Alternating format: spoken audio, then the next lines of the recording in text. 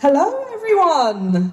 Thank you so much. I was sending a panic text around saying, I don't know if they put it on the website, so it might be an empty room. And I was wrong. So thank you all for being here, and well done for finding it, because I know it's a bit tucked away.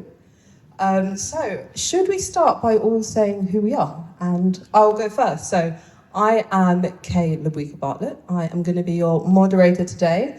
And I am the CEO and co-owner of Roll and Play Press, with our strategically placed items. So that's some of the stuff that we make, one-shot wonders, the map library, and I run the business with Sam, who's over there, and then we'll go this way around. Do you want to introduce yourself, Sam? Hey, I'm Sam. I'm the co-founder and chief creative officer of Roll and Play Press. I'm the creator of books such as One Shot Wonders, No Place Like Homebrew. I write and design a lot of the books that we create. So I'm responsible for the adventures that you may have been on. So Jasper. Hello everyone.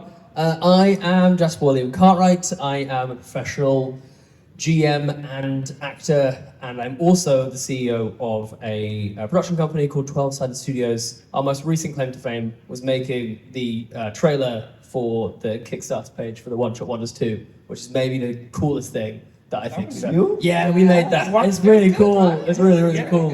It was amazing. Thank you very much. I'm genuinely really proud of it. I tell everyone, by the way, we made that just because it's really, really cool. So yeah, very excited to be here. Thanks. I'm Will. I have a YouTube channel called DnD Shorts, and I recently, the most interesting thing I did recently is I've started working with the United Nations on various philanthropic causes. Yeah, so that's. But yeah, mostly I just make shit posts about Dungeons and Dragons. I love that. Hi everybody, my name is Mark/Mara Sherlock Hulmes. You might see me on, you probably know me from High Rollers D&D, where I'm the GM. You might see me on Critical Role as Kaliana in the Mighty Nine, as well as Betty and Thresher as well, and various other D&D related things across the last 10 years. Yay. And coming up soon to be published via Roll and Play Press, the Althea campaign setting as well. You heard it here first. Which we're working with on that, so yeah. Hi, welcome. Cool, thanks everyone. So can I get a show of hands? Who has GM'd before in this room? Yes. Oh, nice, okay. Wow. Let's swap this round. Yeah. Who is going to be a GM after today's panel for the first time? Oh yeah, great, that's awesome. So we really want to make this a really useful panel for everyone in the room. So we're going to have some time for questions at the end afterwards. We've got some questions ready, and we kind of want to run through everything from finding a group to kind of knowing when you're ready to start GM, everything through to ending a campaign. And you just all found that for the first time, so that's the plan. Yeah. So I wanted to start by asking, finding a group. That seems to be a common thing that for a lot of people is the hardest thing to do. What tips do you have for people? I know you've all kind of GM'd in lots of different ways, professionally, at home. What's your tip for finding the right group to kind of mesh with, and how do you know they're the right people for you to play with? I can start. Go for it. So I used to be a game master for the London Wargaming Guild, which is a social club that used to meet in Seven Dials in Covent Garden. I think it still does. I don't GM there anymore though. And they used to run one-shots every week. And you would turn up with a character, run a one-shot, have a blast, meet some people, have a beer, and then go home and then come back the next week. And there was some fun little kind of like experience point, level up things. But that was a great way of finding people who you actually gelled with, people you enjoyed playing with. As a GM, I kind of would look forward to having certain players on my table. And actually, eventually, me and my group kind of broke out of that Wargaming Guild, and we just started a campaign of our own because we really enjoyed playing with each other. So I suppose my tip then would be like meetups or social clubs. There's library clubs, scout groups for kids. There's a lot of social clubs out there. It's a little bit daunting to get out in there, and board game cafes, a lot of board game cafes run those kind of events too. It's a bit daunting and it can be a bit scary the first time you go, but that for me has been really, useful because I've met loads of friends that I play now pretty much every week with. Yeah. Yeah, I think I want to follow on by that by saying the stuff that I've seen from our communities and the people that have come and met me at conventions and things. I think that the best success is to find groups within communities where you have a shared interest. So that could be a club, it could be a Discord. We've had a lot of people in the High Rollers Discord who have posted that they want to start a game or they're looking at GM, they want some players, and they already have that shared love of something, whether it's High Rollers or Critical Role or Dimension or even something else like a Warhammer Discord or a particular anime, whatever it is. You already have that shared interest, and it's more likely that you're going to be playing with people that love that style of game. So for example, with the High Rollers or Critical Role, people that already love that style of game, and they're not going to be looking for a hardcore old school dungeon crawler, right? They want that Like all of my D&D, yeah. Yeah, like all of oh man, Jasper and his mega dungeons, don't get him started. But I think when you start from that place of a shared love and a shared interest, very easy to find that group where you have that chemistry and you're all also looking for the same thing, because that's so important when forming a group. There you can play a game where if you've got, two people want one thing, two people want another, and the last person wants something completely different, it is going to be a lot harder for that to kind of cohesively work. Whereas if you all want the same thing to begin with, or at least you're all willing to play the same thing, I think that's where you really start strong. So shared communities, shared interests, whether it's online or in physical spaces, I think that's a good place to start. Awesome. Love that. I've actually got a different question for you both. Okay. Kind of leading on from that. How did you know that you were ready to start GMing? And I'm interested to know, did you go straight into GMing? Did you play first? Or did you go straight to kind of sticking your hand up? But how did you know that you were just ready to give it a go? Yeah, I would say my first GM, or my first two GMs are like the best two GMs I've ever seen. They're not performance-based GMs, so they're not doing live shows, but in terms of cultivating an environment that everyone had the best time. And they're both morons. Like they're, I love them to bits, but they're stupid people. And I was like, if Dave could do it, man. And yeah, really for me, it was just like, it was grabbing people who I already loved, and we loved each other, we're friends, right? So it was like, there was no, for me, when you find the group of people that you really, you adore and you enjoy spending time with anyway, it wasn't so scary to start DMing, because it was just, just something else, like something you do with friends in the same, like, going climbing together or something like that. It was just like absolutely like a thing that you just try. Yeah. So for me, it was, just seeing other people DM first, getting and enjoying how they did it, and then being like, you know what, like, it doesn't look too bad. Yeah. Yeah, I think mine stems from two things, which is, one is a complete and utter lack of respect for the rules. Because I essentially started GMing having never opened a DMG before, and just went, I'll probably be fine. And I'd only been playing for a couple of months, but what basically kickstarted me into wanting to GM was the fact that I loved world building. Like, I just basically was like, I got to a point where I was like, I played literally like a handful of games, and I was like, I have to imagine what my own world is. Like, I want to do that like immediately. Like, that was the thing that really like got me, like gave me the bug for D&D, was like, I could do all these. There's like, yeah, exactly. Make it literally. One of the first things I did was like an Incarnate subscription, so that I could make a map and be like, yeah, this is so sick. And I feel like that was the thing that then ultimately caused me to just launch into it, kind of regardless of whether I knew the rules. And honestly, because I trusted the people that I was playing with, that they were going to be generous if I like made an epic mistake or something like that. Like, they would kind of support me as well. Because I do think that's something that, especially with first-time GMs, like, don't feel like it has to be all on you to do, do all of the cool stuff. Like, your players are there to support you, and everyone's responsible for making sure everyone has a good time. It's not just on you to make sure everyone has a good time. But so I was very lucky. And then, like I said, I truly have never looked at. I've looked at the new rulebook once, and that was because I was paid to do so. It's true. Whenever I play with Jasper, it's always I'll just expect. He's like, yeah, sure, you can do that. Yeah. It's that question's fun for me because I think like you guys started GMing when you were a lot older and sort of in the newer era of the game, right? A little bit earlier. For me, I began back in 3rd edition when I was like 15, and there was no you didn't have a chance to be afraid, because it was like we bought the starter set and I looked at all of my friends and they looked at me, and it was like, right, which one of us is going to be the GM? I guess I'll do it, and then that was it. You didn't have really a choice. And I think actually sometimes, and I've heard from people, from people in the community, where sometimes just taking that blind plunge is the best way to do it, because then you don't have those expectations. You just dive in, and it becomes second nature. Sam, I have a question leading on from that. So, Okay. say there's somebody in this room, and as we often hear, maybe they don't know that many people, maybe they've got one or two friends that they could physically play with. How would you make that possible? How can you physically play with maybe one player or two players, if that's all you've got? Yeah, I think you need to take the rules and tweak them, because D&D is kind of set up for a party of 4 generally, and encounter balancing and monster CR ratings and all that crunchy rule stuff is kind of set up for parties.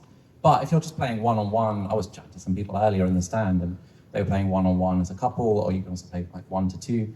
I think it's just tweaking. I think the main thing really is my tip would be to tweak combat, to just make it easier. Instead of having a gang of bandits, just have one bandit, because D&D is built around like an action economy. So if you have a party of 4 players, you have 4 attacks on the villain, and the villain gets 1 attack back. So if you have one party member, that's 1 attack on the villain, and the villain gets to have an attack back. So And they usually hit harder as well. you're going to die in the first round. Yeah. Yes. So to tone down the combat, or maybe use lower CR monsters than you would otherwise. And the other thing I would suggest is to have it a little bit more collaborative. Maybe use we've got some books of random tables that I'd recommend. Rolling up an NPC together and being like, oh, this is who owns the market, or using some of the random encounters and kind of building them out together and building the world together. I think that's really fun on a one-on-one setting. So you're not just one of you sat there kind of just receiving the content and the other person's just giving you content. I think if it's a one-on-one setting, you've got an opportunity to make it a bit more collaborative than normal. Yeah. Yeah, go for it. Genuinely, I think 3-person D&D is like my favorite D&D. Like me and 2 players, literally in the process of starting a new show at the moment, which is going to be that same format.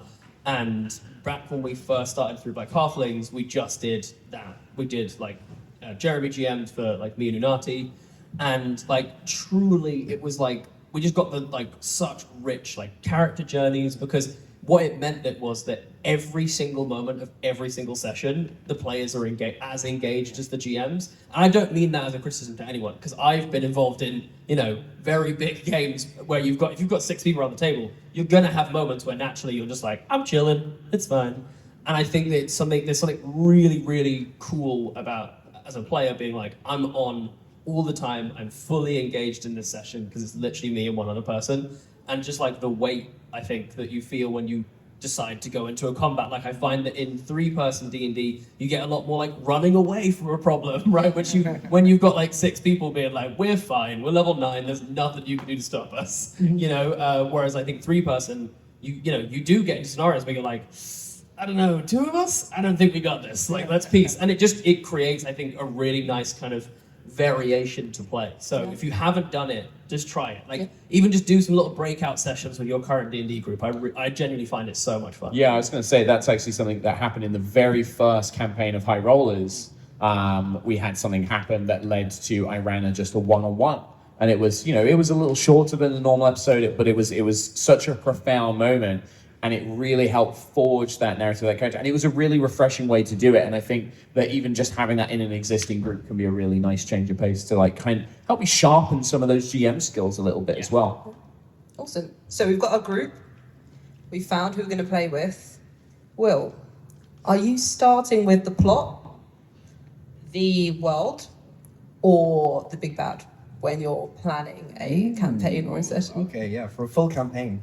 I would usually try and start with an inciting incident, that's something that grabs you quite quickly. And I think you can work that into your overall. You could be the big bad, but I think like a very iconic starting, I think it might have been like more, oh, that's amazing, but I think it's very common. But it's just have people start on a ship and then have it get attacked by a kraken or something that you can't possibly beat. And the entire thing kicks off with this really dramatic moment that then pushes you into an environment that you're ill prepared for, and you're shipwrecked or you're on an island or something like that. I'd always try and find something to grab people early, and maybe a situation where people get a chance to meet one another in the context of the story.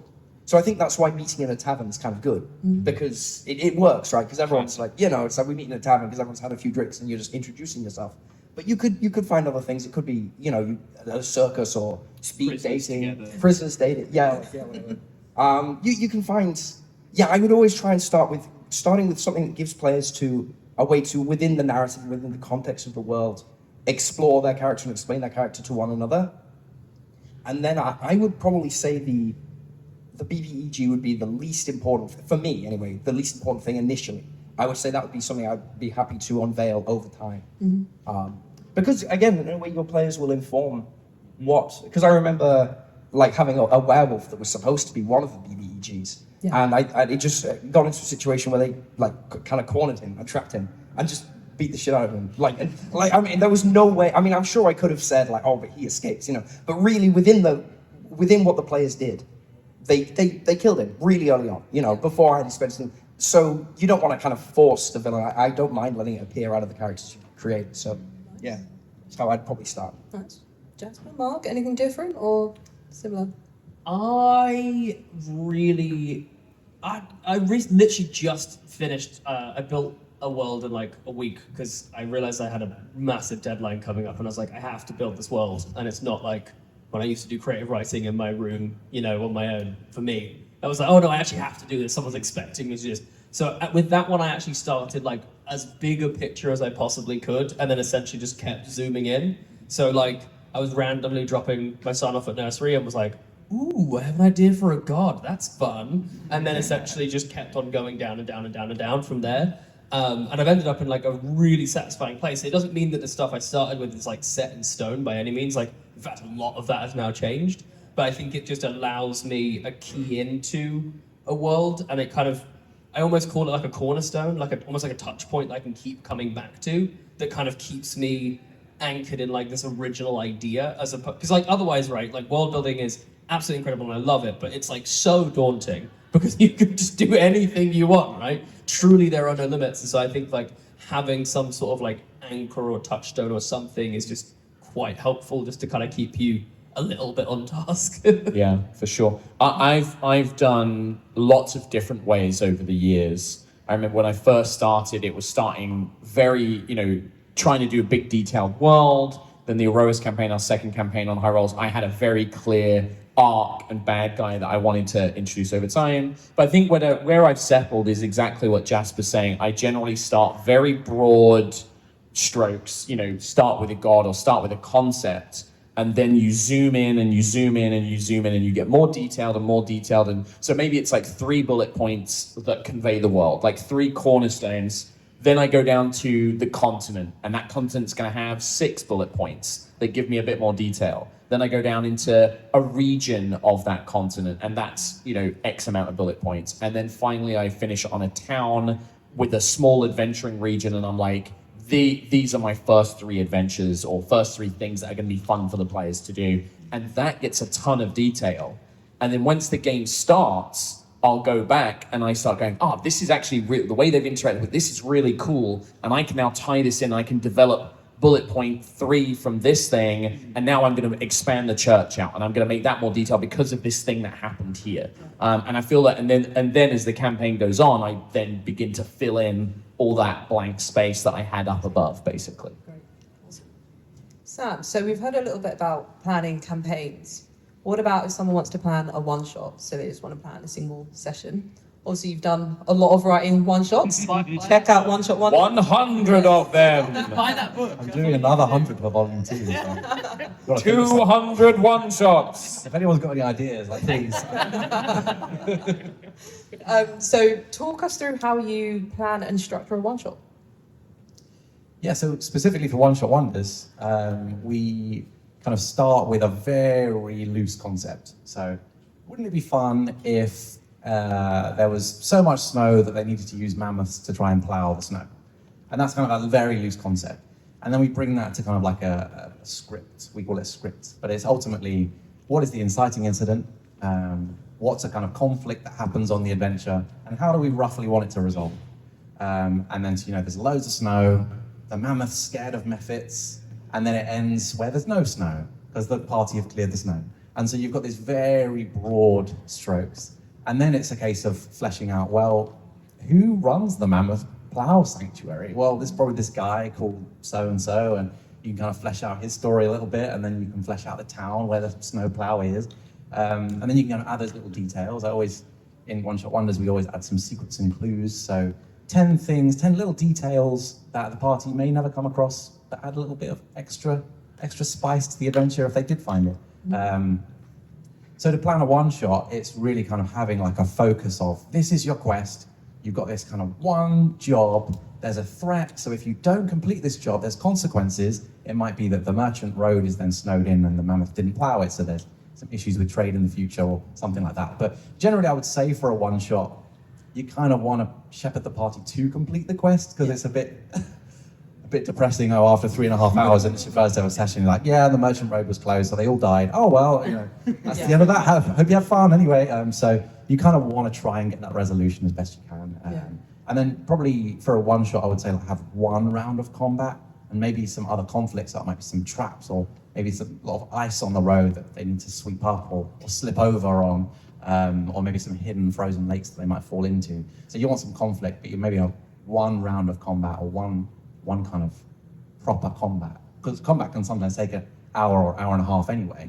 So if you've got 3 hours, that's half of the whole encounter is just combat. So and then it's kind of just weaving your way through to the resolution, but being wary of what your players are doing, what they want to do, what story beats they've found interesting, and kind of weaving it the way that they want to go to get to the resolution, which is, I think, Mark lost yesterday's live show, right? that was a one shot, right? Is that similar to how you would plan it? Yeah, basically. So for those who weren't there yesterday, the concept of the one shot that we ran yesterday was the players have arrived in this city, they get invited to this draconic noble's estate, some kobolds are waiting for them, they use an artifact to hijack the players' bodies.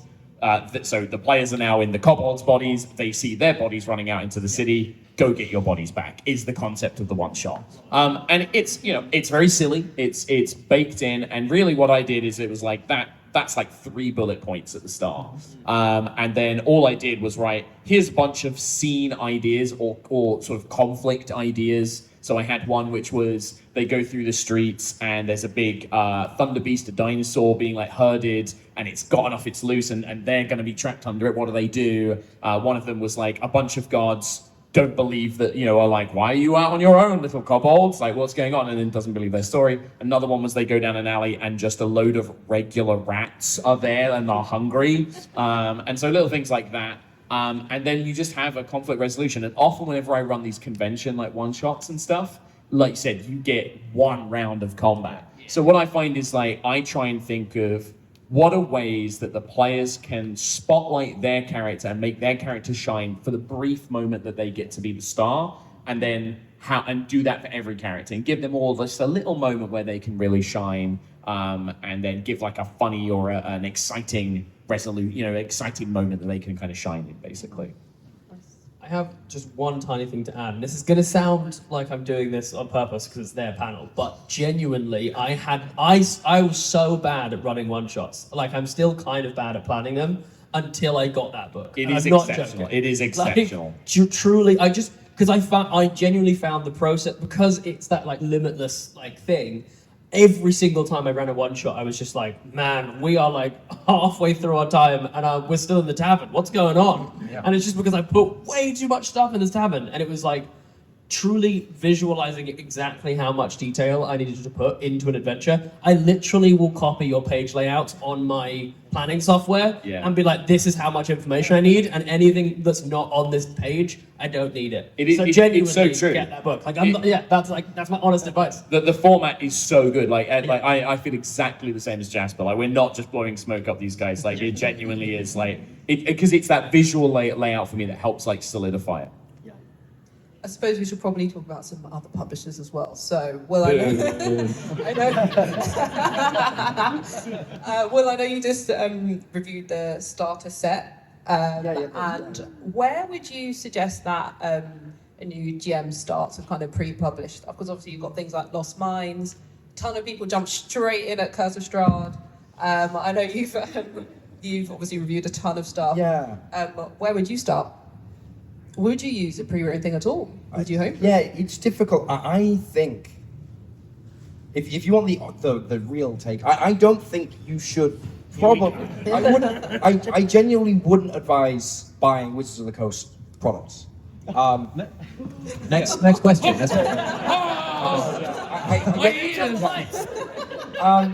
You know, like, aside from the fact that I think it is, you know, your purchasing power is incredibly important, always. And it's just better to support the smaller the better, right?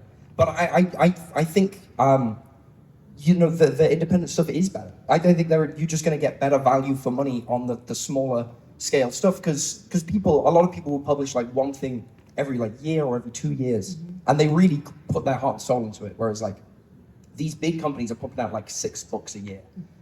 It just doesn't have the same, in my opinion, doesn't have quite the same level of like care.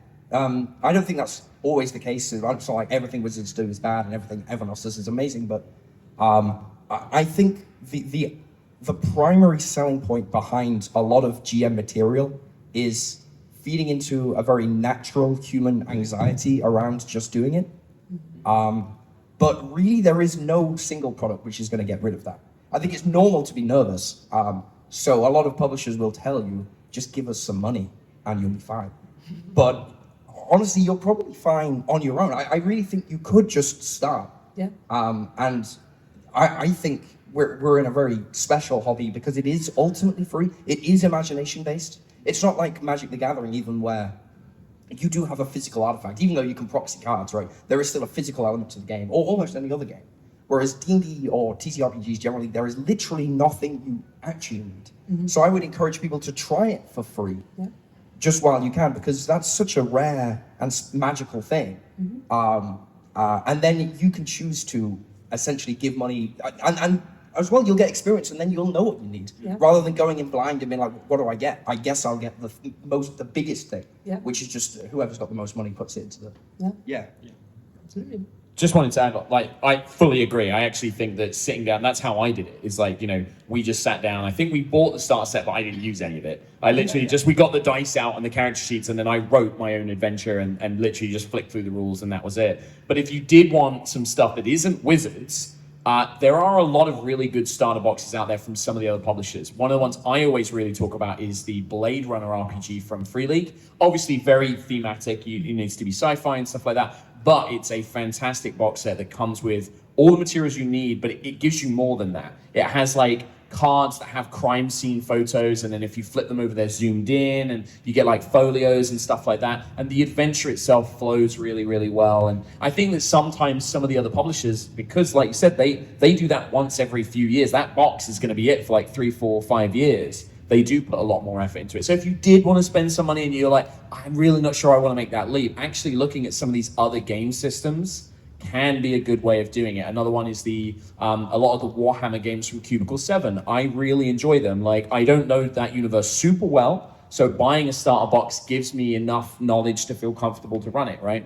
And so those are the things I've really enjoyed. If you did want to spend some money, but I fully agree with Will that actually the best way to do it is start, pay nothing, grab some dice, grab some paper, and do it that way. Agree. And we do have a link to a free GM starter pack. I don't think you knew that, but so that's got a one shot in there and some pre-gens and stuff. So that's a good place to These start. guys. Sounds professional.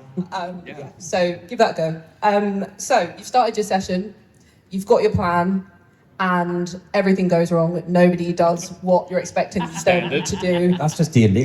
Yeah. But what do you do? Because I think that's terrifying for a lot of GMs. Like, how do you bring things back on track when they've just gone left? Sam, Jasper? So there was this one time I told my players 5 times, this quest giver told them 5 times not to go in the lake. Right? 5 times. At that point, it's not they went in the lake. They went in the lake. Straight away, I was like, okay, well, I should probably do some, like, you know, I'll throw in a dex saving throw. They you know, natural ones across the board, obviously. They drown in the lake, and then that was the end of the campaign. Like, well, no. Is that when you is that one of the TV? One of the TV games. yeah, so they just went in this lake, and there was obviously this huge like sea beast in the lake, and I didn't want to nerf it because that felt wrong. So they all just died in the lake. That's my answer. So what I did, because that was crazy, because I didn't want to nerf it, and I didn't want, because that feels really unsatisfying. Don't go in the lake, and then they go in, and I'm like, oh, you're fine, because then there's no sense of threat. So I killed them all, but I took a quick break. I said, I think that leads us to our 15-minute break. So then I turned my camera off. It was a digital game. I turned my camera off and just like frantically started typing something. So anyway, the quest giver rescued them from the lake. She was actually this kind of ancient fae hag lady. The whole time. The whole time. Now she was. So she kind of like resurrected them with a cost. So they kind of woke up in her hut, kind of changed a little bit, and now they kind of work for her. So the campaign did kind of then divert. I then managed to kind of a few sessions later, because they were still interested in the quest they originally had, but now there was this whole thing with the hag, and what were we going to do about that?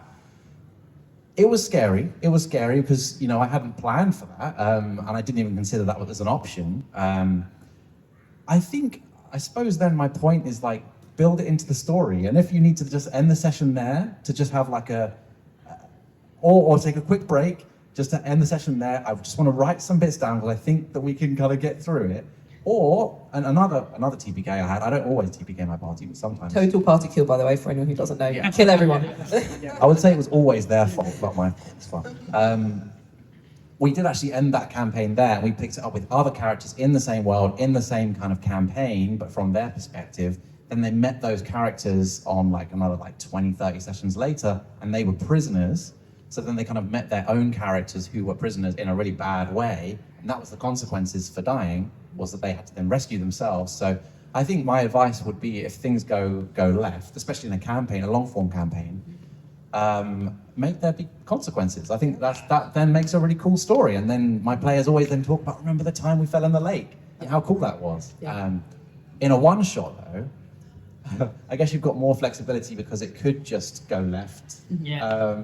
In one-shot wonders, we always have a timeline at the bottom of the adventure. So if the players start doing something crazy, they burn the tavern down, you kind of know what's coming next in the story, so you can guide it towards a coherent story. It might be slightly different to what you've got planned, but it will still be coherent. I think plan for the unexpected as best you can. Kind of know the story beats. I think if you feel like your session's derailed, I might suggest you over-planned, because maybe you had too much material that they should have followed. I think if you're forcing your players into a story, then maybe there was too much story there to begin with. So I would maybe then peel it back a little bit the next time you plan a session and see if it's a bit more flexible. Yeah, Jasper, anything to add to that? Yeah, so I have like a very specific point of reference for this, which is that I have done many rounds of D&D in a castle at this point, which for anyone who doesn't know, that is 24 hours of D&D across 3 days. Yeah. Flashbacks. Yeah, truly. And I have it coming up in 2 weeks. And I sat down for my first session, and we were 2 hours in, and we were so far away from everything that I'd planned 2 hours in, that I was like, okay, I spent like a month prepping this. And this is going to sound very wild, but essentially now when I go into those games, I don't plan almost anything. I basically have a sandbox ready where I have like really key parts and things really clearly like visualized in my head, but everything stays super loose.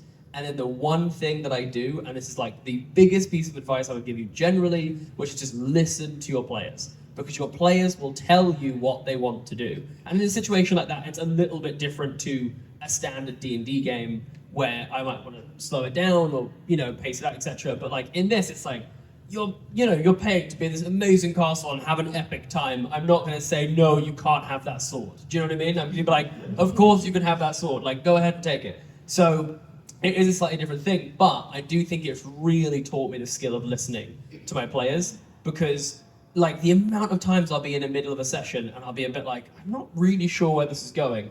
And one of the players is like, oh man, I'm really worried that the BBEG overheard that conversation because they could have been scrying on us. And I was like, is the sound you hear around the corner as the BBEG steps out. You know, like it's like genuinely allowing them to help sculpt the story by listening to them is like if you can crack that skill, truly sessions become a million times easier because you could start literally getting into a session and then you'll end up somewhere completely different, but everyone will have had an absolutely fantastic time because everyone feels like they're contributing to the story and kind of like mucking in, and like ultimately it has been guided by them, and I think that's a really, really cool thing. So yeah, listening to your players is key. Awesome. Yeah, 100%. And I think that to add to that as well, listen to them not just in the game, listen to them out of the game as well. Look at what game, if you're playing with the same group, or if you know the group really well, find out what games they like, find out what movies they like, find out that stuff, because then that lets you, if you have that in your mind, you can be like, like I know that in this game this is a thing, I need to pivot to something. That gives you informed decisions, right? The other two things I would say is one of the best skills you can learn to master is the ability to reskin something. Like you've planned a bandit cave, but they've decided to go into the noble's estate and rob him. Great, that bandit cave is now a series of rooms in the Lord's Mansion. It's the same people, they're just better dressed. They're just better dressed. Or they're now flumps, or they're now demons, or whatever it is. That is one of the best skills you can learn. And when you learn that, you then begin to see the game as a series of building blocks. And you can look at that stat block, and even if it's still the bandit stat block, it's just a name. Yeah. And that sword attack can be anything you want it to be. And you don't need that. You can even just look at the and just be like, I'm just going to increase the AC. Oh, they've given them shield. Anyway, you can do whatever you want with it. Just change the type of damage. Change the type of damage. Oh, it's not poison because they're bandits. Yeah. It's like radiant because they're all a bunch of floaty nobles. Yeah. You know. Turn an axe into a flame blast for a mage, right? It doesn't matter. Yeah. That stuff really doesn't matter. So, reskinning is such a valuable skill. And then the other one I would say, this is something that I try and do in my head, is I call it it's note cards and string. So an adventure, because I'm somebody who loves to prep. I know you're no prep, just keep it loose. I love prep. I love to prep. It's actually a part of the game I really enjoy. And so when people say oh, don't over prep, or you shouldn't over prep and stuff like that, I'm like, but that's the bit I love. So for me, I take the approach of note cards and string, where imagine a series of those white note cards, and you can write a little paragraph or a few bullet points on it. And they're connected by string, but you can just meme with the... just like we're the Always Sunny meme. Charlie Day meme. But you can unplug that string and move it to a different note card. So if they go in a different order to the, you've got a set order, you can just pop it out, move it to the side, move the string around, and they'll never know. Yeah. This is the thing. They'll never know this stuff, guys. The amount of times, and I'm sure you guys have had this, right? You've had to do something on the fly, or you've changed something, or you've reskinned it. And the players at the end will be like, man, I can't believe that you knew we were going to do this thing and you had a thing. And it's just yes, I absolutely had that plan.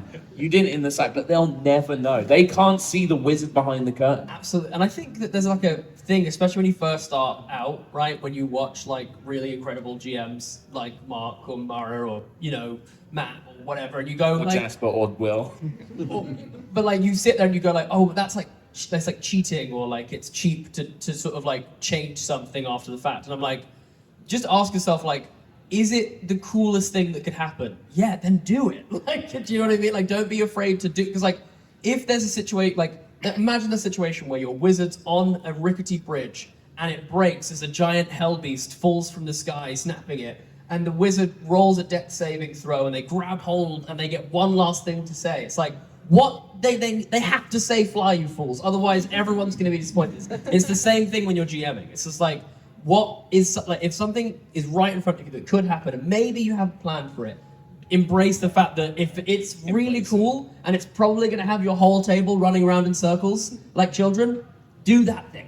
Just do the cool thing. I'm a big proponent of I don't like to cheat dice rolls. If I'm going to roll the dice, so I try not to cheat that. Every now and then I might do for particularly epic stuff, and I know he's the opposite to me. But I don't think it's cheap to switch your prep around, or to reskin stuff, or to add in an extra scene, or go and the player does the whole. I've done this a million times. I remember once I was just I think it was a sci-fi game, and I was panicked. I was what if they put a tracking device in the bag of the money we just stole? And I watched the GM just go,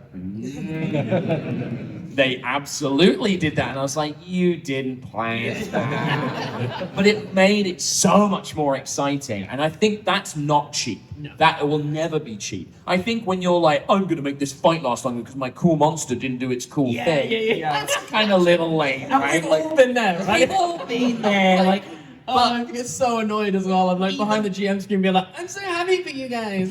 yeah, but even then, if you think your players are going to get a kick out of this cool monster doing their cool mega attack, do it. Like, give them that extra 20 hit points. They get one more round in, because they'll love it when they do that big attack. I once engineered an entire third phase to a big bad evil guy fight just because they were so hyped, and I knew I hadn't quite got them onto their limits yet. And if I just pushed it a little bit and they were all at like 1-2 hit points, it would make that ending so much more wicked. So I think you can definitely do stuff like that.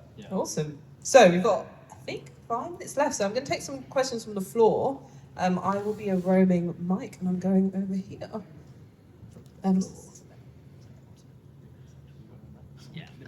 I, as a player, have a serious problem getting away from certain classes and certain tropes. I know, shows, blazes, whenever I GM, the same thing happens, and because largely people are my friends or they'll know me from other sources, we come up against someone, oh, they seem lovely, right, bad. Oh, right, they cast magic, right, necromancer. And I know that I'm tropey, so now I've got to the point where I'll swing so hard the other way that they're all becoming Radiant Paladins. How do you avoid the things you like and you're comfy with, and stepping away from either that or exactly the opposite? Mine's a very quick answer.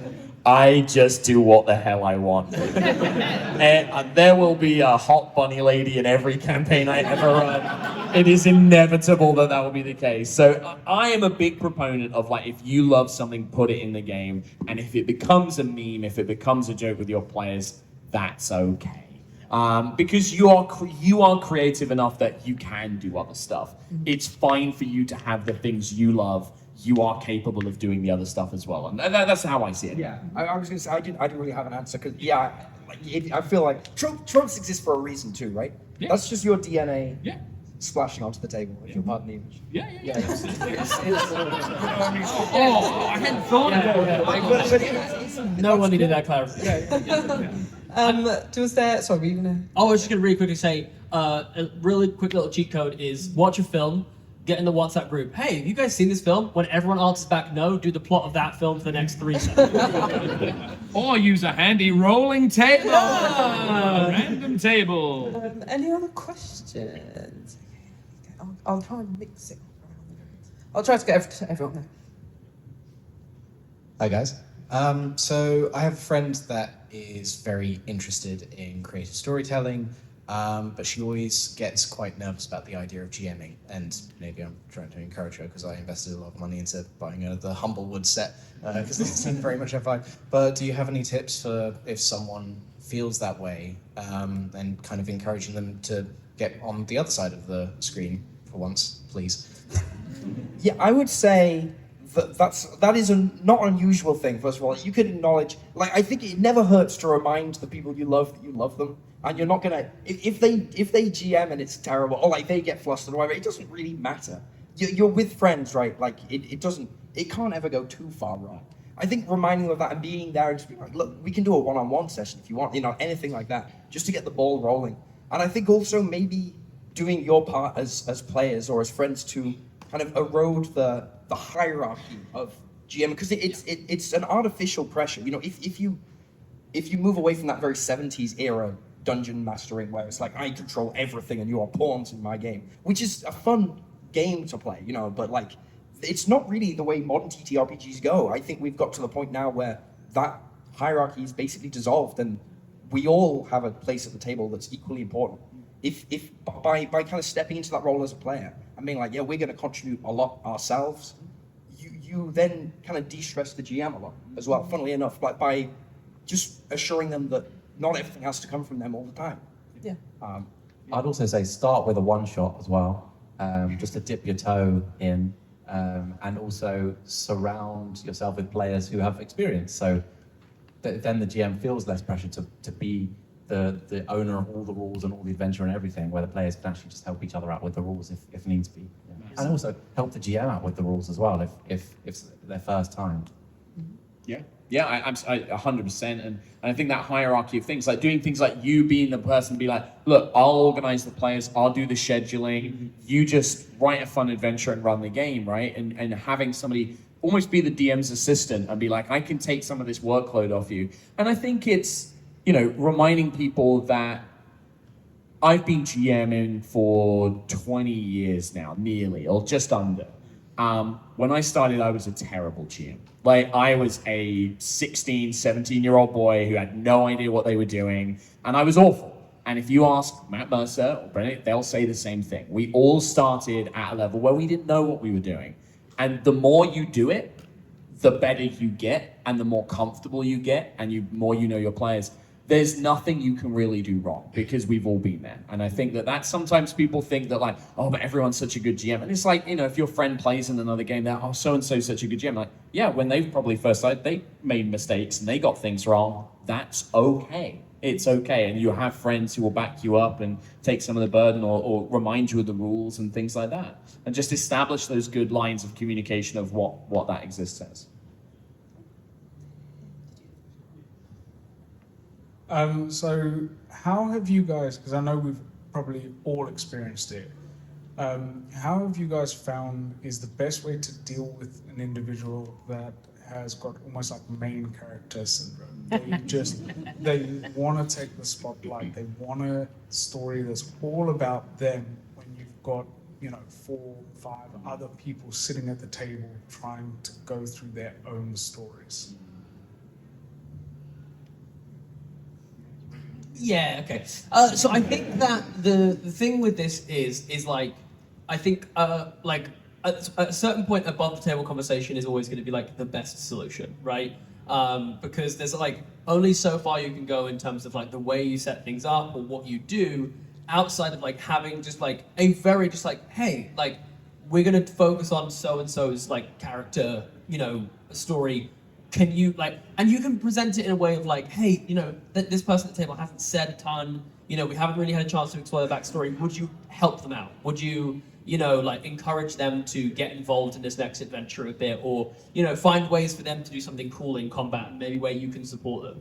Because I think that like most of the time it comes from a place of people just having an idea of what the game is in their head that maybe doesn't quite align with the rest of the table. And it comes from a very innocent place of just wanting to be and to do something really cool, right?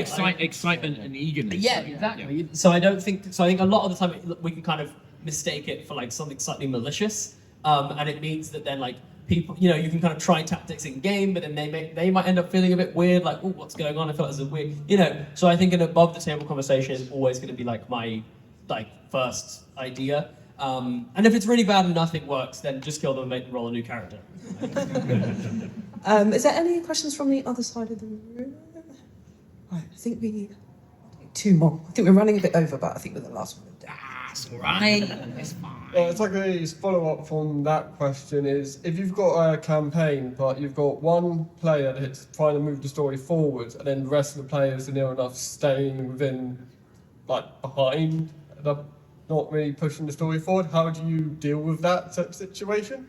I would say add stakes. Yeah. So if your party are just shopping non-stop, apart from one person who genuinely wants to stop the drought or whatever is happening in your campaign, I would add stakes. I would add consequences to this village, the town crier is actually saying the village over has just been attacked. This is really bad.